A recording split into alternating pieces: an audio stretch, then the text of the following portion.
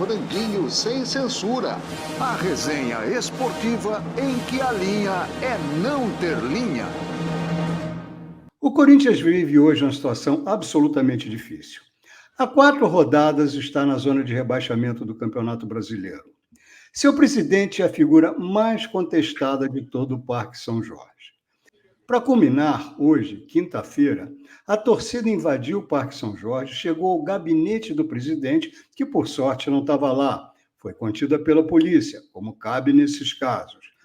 Para complicar ainda um pouco mais, a FIFA ameaça o Corinthians com spot ban, ou seja, não pode contratar ninguém, a menos que pague, dentro de um prazo curto, 40 milhões de reais de multa a Matias Rojas, que deixou o Corinthians depois de um período não muito proveitoso. É uma situação bastante difícil. Para falar sobre o assunto, está conosco aqui Fábio Macedo, mais conhecido como Blog do Macedo, um legítimo corintiano. Macedo, qual é a sua leitura para esse quadro atual do Corinthians? Boa noite para todos. Muito obrigado pelo convite. É muito triste, é de grande tristeza, na verdade, como torcedor, né? A gente botou muita fé na eleição, porque eu acho que a eleição do Corinthians, a eleição passada do Corinthians, foi, eu acho que a maior eleição da história do clube, porque houve uma participação maciça dos torcedores. Os torcedores influenciaram, de alguma maneira, a eleição, porque, com toda certeza, a Renovação e Transparência iria ganhar de novo a eleição, por estar por muitos anos lá dentro do Corinthians, por estar por muitos anos tomando conta do processo eleitoral lá dentro, com as chapas e tal.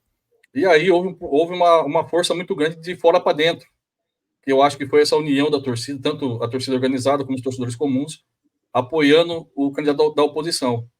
Só que a gente só tinha ele de candidato da oposição, não tinha outro candidato, né? Então a gente apoiou o que representava tudo que o torcedor não queria, que era a continuidade da Renovação e Transparência, né? Aí o Augusto Melo ganhou, com aquele discurso que ele tinha prometido a todos nós, né, dizendo de mudanças, de choque de gestão e tudo mais. Só que, infelizmente, até o momento, não aconteceu nenhum choque de gestão e a situação parece que está se repetindo, né?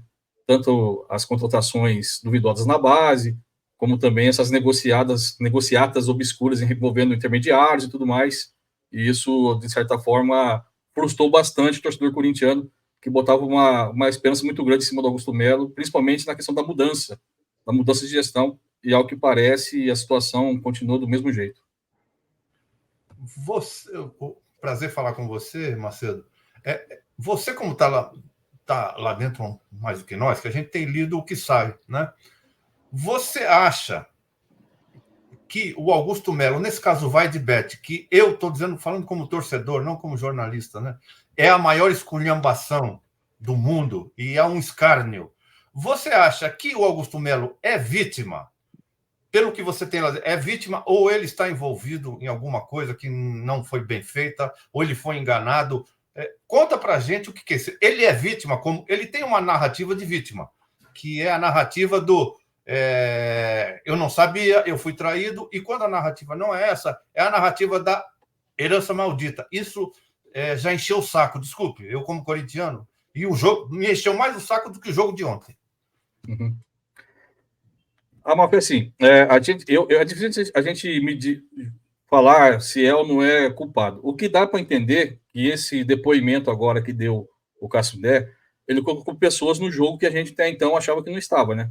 O que ele trouxe para o jogo agora?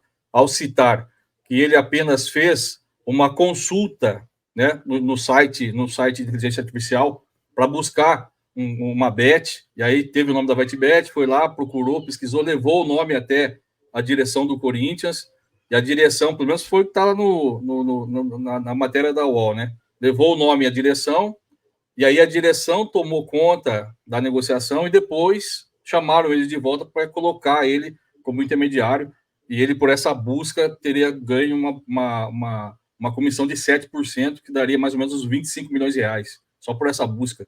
Foi o maior negócio do século, né? Você faz uma busca e ganha uma comissão de 25 milhões de reais.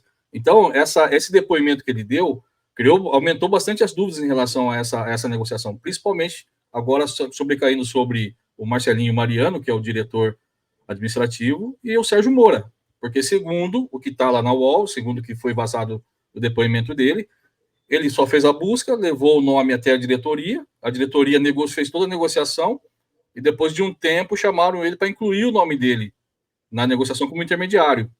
Pelo menos é isso que está escrito lá. Então isso levantou uma pulga atrás da orelha de todos nós. Até então a gente achava que o Corinthians era vítima, realmente, que os dirigentes eram vítima de uma situação, mas ao que parece, alguma coisa está errada. Eu acho que é importante agora Sérgio Moura e também Marcelinho Mariano ser chamado pela polícia para dar explicação sobre a situação. E também o CEO da Vaidbet que participou da negociação, que não pode ficar de fora também a Vaidbet. Se eles fizeram a negociação em 3 ali, que seria Marcelinho Mariano, Sérgio Moura e o CEO da Vaidbet, por que chamaram depois o intermediário, colocaram o intermediário no contrato? É muito estranho. E mais estranho ainda é a história do pagamento do Laranja que ele deu. Ao ele falar que chamou, que era um conhecido que ele tinha de uma empresa que fornecia serviço de informática, de telemedicina, conversou com o cara, fechou o negócio com o cara, não fez contrato, não fez nada e depositou R$1 milhão na conta do cara, sem nenhum tipo de contrato, firmando isso. Isso não deixou uma pulga, deixou um cachorro atrás da orelha de todos nós. Como que o cara faz um contrato de R$1 milhão, né? Deposita R$1 milhão na conta da pessoa, que falou com ela uma vez só, e depois agora fala que tomou um golpe. Eu tomei um golpe porque depositei, confiei. Qualquer serviço de internet que você compra, adquire, tem um contrato da empresa, tem que entregar aquele serviço para vocês, que custa R$50 por mês se você pagar um serviço. Existe um contrato firmando entre as duas partes. E no caso dele, um pagamento de R$1 milhão, ele falou que não tinha contrato nenhum. Não sabia os dados da empresa e tudo mais. Então, uma história muito mal contada. E eu repito, com o depoimento dele, não sei como o advogado elaborou essa defesa para ele, que acho que complicou ainda mais a situação dele. Além de complicar a situação dele em relação a isso, ele colocou 3 pessoas, na verdade, no centro da situação, que é o Sérgio Moura, que é o Marcelinho Mariano, e o CEO da Vaidbet, que, segundo ele, fizeram toda a negociação e depois o chamaram para participar, colocar ele como intermediário, né? Sendo que ele categoricamente disse que ele não foi intermediário, ele só captou o nome da empresa. Então é muito estranho mesmo, precisa de esclarecimento, mas eu acho que a polícia vai chegar assim e vai apontar aí se houve ou não corrupção nessa situação. Mas claramente a história é muito mal contada e gera dúvidas, ainda mais depois do depoimento dele, ainda mais, né? Bom, Macedo, primeiro, prazer recebê-lo aqui no Franguinho. Um abraço para você, para o Lito, para o Amalfi. Eu queria saber de você o seguinte, quer dizer, no meio desse caldeirão, a gente viu, inclusive, que agora a gente teve a ruptura do Augusto Melo com o vice, em campo a equipe não responde, um patrocínio que foi vendido foi comentado, foi citado pelo presidente, com grande alarde, como sendo o maior da história do futebol brasileiro, não se concretizou, por isso que você acabou de comentar. Qual o caminho para tirar o Corinthians dessa situação, né? A gente sabe que às vezes o poço tem mola no fundo, mas a gente pode considerar que o Corinthians está no fundo do poço, considerando tudo isso. Eu queria saber de você como, diante dessa efervescência política, da impaciência da torcida, da falta de resultados em campo, de um cenário que talvez tenha começado a se desenhar já lá atrás, de onde que vem a possibilidade de sair disso para impedir que isso se reflita no campo e aconteça o que nenhum torcedor quer? Cara, Rodrigo, muito obrigado pela pergunta. Cara, assim, falando agora de torcedor, de sentimento torcedor, tá? O torcedor corintiano, se caracteriza por não desistir nunca, né? Não desistir jamais. E a gente ainda procura buscar força e buscar a fé para acreditar que vai chegar no fundo e vai subir, como você falou, vai chegar no fundo, bater mola e subir. Mas o problema, a minha maior preocupação, ou o meu maior sentimento de frustração, é o silêncio dos bons dentro do clube. Existem pessoas boas no clube, sim. Existem quadros bons lá dentro do clube. Só que o que me deixa preocupado é esse silêncio dessas pessoas, entendeu? Que não se levantaram numa eleição que praticamente, na minha opinião, não seria difícil de derrotar o André Negão, qualquer candidato que se levantasse, devido à rejeição tamanha que o próprio André Negão tinha dentro do próprio clube, e muito mais fora do clube também, perante a torcida. E ninguém percebeu isso. Poderia ser a chance real de ganhar a eleição. E não se levantaram. Não pleitearam uma candidatura para sair candidato. E isso que deixa um pouco triste, porque eu sei que tem pessoas boas lá dentro, pessoas que têm um currículo que poderia tranquilamente ser presidente do Corinthians, trazer novas situações para o clube, né? uma credibilidade maior, só que essas pessoas ficaram em silêncio, não se levantaram. E agora eu vejo o movimento da torcida, infelizmente hoje teve esse movimento triste, novamente, da torcida organizada, que invadiu de forma mais agressiva, mas a intenção de pagar a Arena Corinthians, por exemplo, que é esse movimento que estão querendo fazer, de fazer uma vaquinha para pagar a Arena, aí mostra o sentimento do torcedor. O torcedor quer ajudar de alguma forma, mesmo sendo quase impossível, que eu acho que é muito difícil conseguir pagar a Arena por meio de vaquinha, mas aí mostra o desespero do torcedor corintiano em querer ajudar. A gente fica totalmente frustrado do lado de cá, né, porque a gente não é sócio, não paga mensalidade, não participa efetivamente dentro da política do clube, mas a gente sabe que pessoas ali poderiam sim se manifestar, poderiam sim criar ali um movimento dentro do próprio clube para poder renovar o que está acontecendo, e não fazem, ficam quietos. Parece que tem um sistema lá dentro lá que já está enraizado e ninguém quer enfrentar esse sistema, entendeu? Parece que aceitam do jeito que é. E isso é muito triste. E eu acredito que só não digo uma revolta, a revolta é uma palavra muito forte, mas o movimento da torcida corintiana se unir, entendeu? E cobrar desses caras, que esses caras que estão lá dentro possam se levantar, eu acho que é a única chance de Corinthians esse lugar. Apesar que essa contratação agora do Fred Luz, que me parece ser um cara que pode trazer alguma luz, não usando o trocadilho, que pode trazer uma luz para o clube, é uma aposta válida. Eu acho que é uma aposta válida. Procurar fazer o que o Flamengo fez agora no Corinthians. Sendo que o Flamengo, na época, tinha 100 milhões de receita e 700 milhões de dívida. O Corinthians tem 1 bilhão de receita, né? Segundo o que apareceu no balanço, que eu contesto, eu não acho que tem tudo isso, mas estava no balanço, tem que aceitar. Foi aprovado o balanço, mas segundo o balanço tem 1 bilhão de receita e 2 bilhões de dívida. Então a situação não é tão drástica como era do Flamengo. O Flamengo tinha uma dívida 6 vezes maior, 7 vezes maior do que a sua receita. Então eu creio que o Corinthians tem como sair do buraco, mas o que falta realmente é vontade política, principalmente de pessoas boas que tem lá dentro, e também, é difícil dizer, cara, falar, mas eu acho que falta um pouco também da torcida se unir de uma forma mais assertiva e procurar o bem. Eu vejo hoje está tendo muita briga na rede social, um lado que apoiava o outro, atacando o que apoia o atual, e a gente não chega em lugar nenhum, cara. Acho que a gente só vai conseguir tirar o Corinthians da situação quando realmente o torcedor tivesse a consciência de se reunir, de unir as forças e buscar o bem maior, que é o bem do clube. Aí sim, aí acho que a gente vai conseguir sair dessa situação. Mas caso contrário, se ficar nessa briga política que está, se ficar do jeito que está, infelizmente, eu não vejo boas perspectivas para o Corinthians, não. Macedo, esse desânimo, eu só posso atribuir ao desânimo dos bons silenciosos que você citou, poderia também estar contaminando o time, porque não é possível que os jogadores, como seres humanos, não se sintam afetados por esse caos, né? Não tem outro termo, né? Será que esse também seria essa a razão? Tudo bem, o Corinthians hoje não é um Real Madrid, não é um Barcelona, mas não é para estar onde está. O Corinthians pode não ter um Ancelotti, mas tem um bom técnico, um técnico com histórias positivas em vários clubes do Brasil e fora. Mas a situação não vai. O time está contaminado por essa situação, por esse sentimento? Acho que ontem o Ranieri, após o jogo, falou sobre isso. Ele falou que é muito difícil você ir treinar e você, cada vez que você vê na internet, tem notícia ruim do clube. Isso afeta, lógico que afeta. Eles são seres humanos, com certeza. Ainda mais notícia que perdeu o patrocínio, que aí não tem grana, que o dinheiro está faltando. Fica a incerteza para os caras. Pô, será que vai pingar o mês que vem? Será que vai atrasar? Os caras têm compromisso. Assim como todos nós que trabalhamos temos compromisso e dependemos do salário para poder sobreviver, né? Com certeza, deve afetar, né? E eu acho que não, tanto que afeta, que você vê que jogadores que estavam indo bem estão caindo de rendimento. O próprio Ranieri é um deles, que começou muito bem, com todo empolgado e tal. Você vê hoje que ele não é o mesmo Ranieri de 5, 6 jogos atrás. Você vê que já perdeu um pouco, justamente devido a essa situação toda que está acontecendo. Mas eu acho, como eu falei, eu creio que para tirar o clube dessa situação é somente algo novo, algo que venha fazer realmente o verdadeiro choque de gestão que tanto ele pregou na sua campanha. E eu acho que talvez o Fred Luz seja esse cara que vai fazer esse choque de gestão. A gente está, pelo menos, na nossa esperança. Antes a esperança era no Augusto Melo, hoje a esperança do torcedor é em cima do Fred Luz. Até agora ele não foi anunciado ainda, né? Até agora não foi anunciado. Aparentemente, pode ser que seja anunciado amanhã, mas eu não sei, com esse movimento político hoje, que aconteceu hoje no Parque São Jorge, talvez eles não vão anunciar ele amanhã, não. Talvez espere mais um pouquinho, talvez se dá mais uma baixada na fervura para poder anunciar o Fred Luz. Mas é a esperança do torcedor. Hoje o torcedor espera ansiosamente que o CEO venha, consiga consertar as coisas que estão erradas, mas também para ele consertar ele vai ter que ter autonomia. E isso que é a grande dúvida nossa.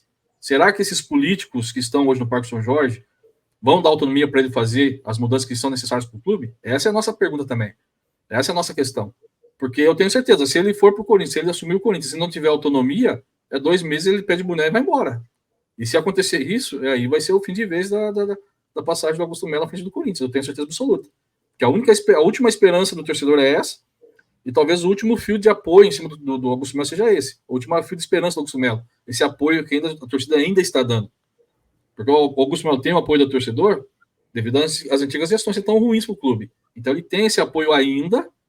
Ele trazendo o CEO, ele renovou esse apoio, pelo menos aparentemente.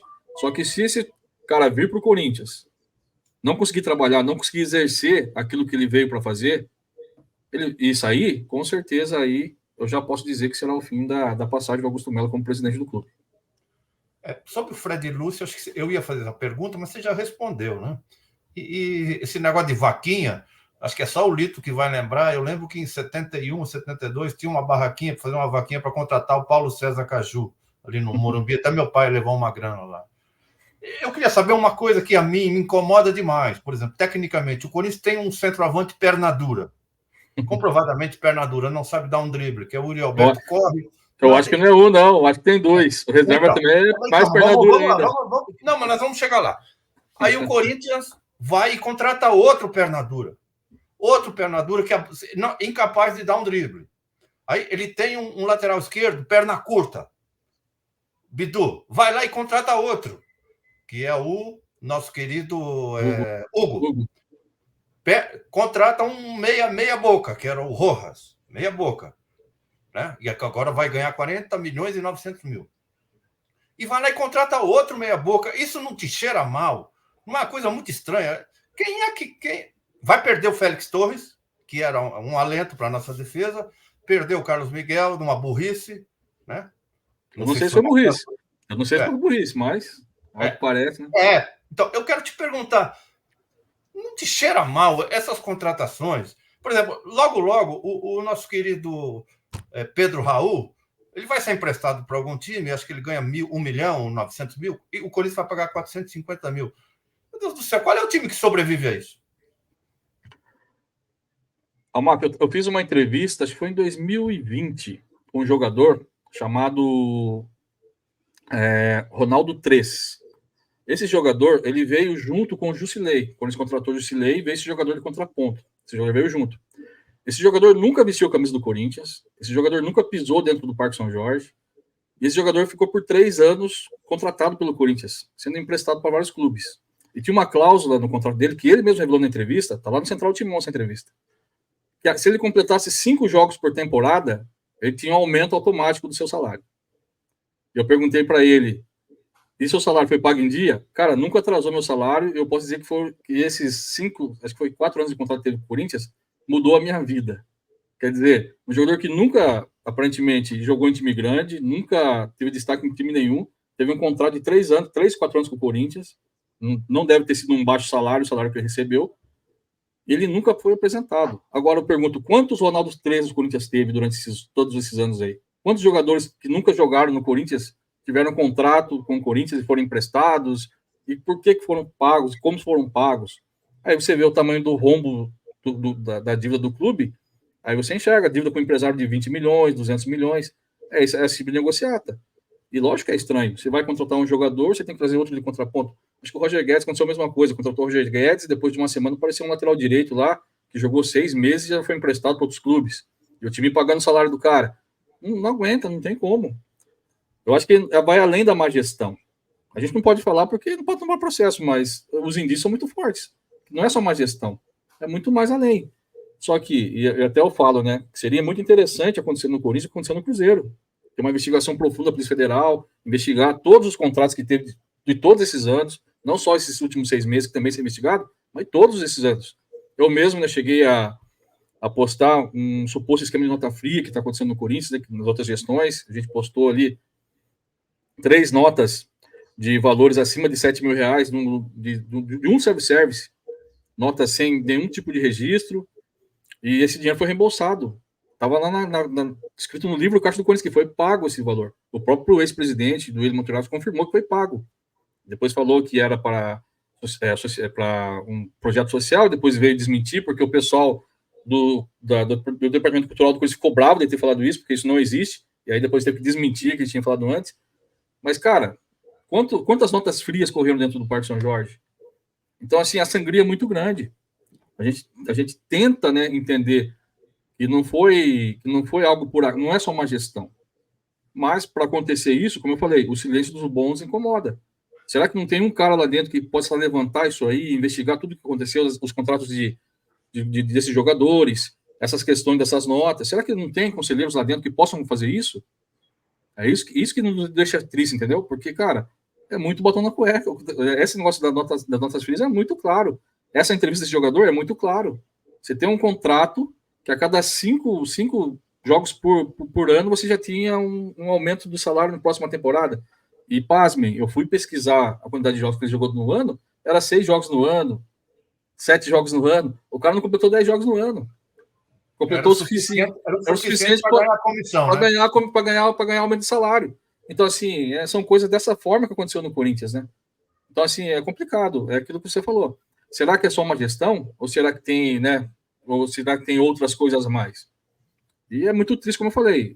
A gente, como torcedor, fica impotente.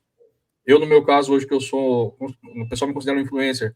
Dentro daquilo que eu posso fazer, que eu tenho muito contato dentro do Parque São Jorge, tenho muito contato com praticamente todas as áreas políticas, tanto o pessoal da oposição, como o pessoal da situação, consigo conversar com todos, né? A gente não entende por que não foi feito nada, de fato, de verdade, para investigar essas coisas dentro do clube, né? E é triste, cara.